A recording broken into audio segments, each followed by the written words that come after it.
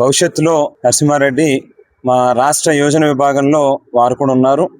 మరి అందరం కలిపి ఒక టీం వర్క్ కింద డెఫినెట్గా రానున్నటువంటి రోజుల్లో వైఎస్ఆర్ కాంగ్రెస్ పార్టీని అధికారంలో తీసుకుని రావడానికి రాంభూపాల్ రెడ్డి అన్న లాంటి సీనియర్ నాయకుల యొక్క సలహాలను తీసుకుని ముందుకు వెళ్తాం.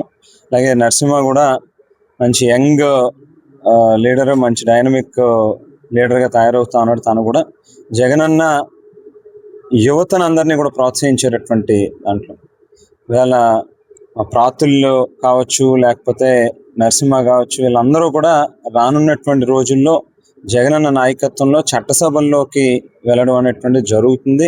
ఖచ్చితంగా ఈ రాష్ట్ర ప్రజలకు కూడా మేలు చేసేటటువంటి కార్యక్రమం కూడా జగనన్న అలాంటి యువకులను అందరినీ కూడా ప్రోత్సహించి ముందుకు నడిపించేటటువంటి కార్యక్రమం కూడా జరుగుతుందని చెప్పి తెలియజేస్తూ మరొకసారి రాంభూపాల్ రెడ్డి అన్నకి ధన్యవాదాలు తెలియజేస్తా ఉన్నా. ఎందుకంటే ఆయన లేకపోయినప్పటికీ కూడా, ఆయన యాబ్సెన్స్లో కూడా చాలా మందిని ఈవేళ ఆయన వెనకుండి ఒక చిన్న మాట చెప్పి మరి వందల మందిని, వేల మందిని కార్యకర్తలను ఈవేళ వారు కూడా పంపించారు. ఈ యొక్క కార్యక్రమం దిగ్విజయంగా జరగడానికి వారి యొక్క ప్రోత్సాహం కూడా ఉంది. అందు గురించి అన్నకు కూడా ప్రత్యేకమైనటువంటి కృతజ్ఞతలు తెలియజేస్తూ థ్యాంక్ యూ.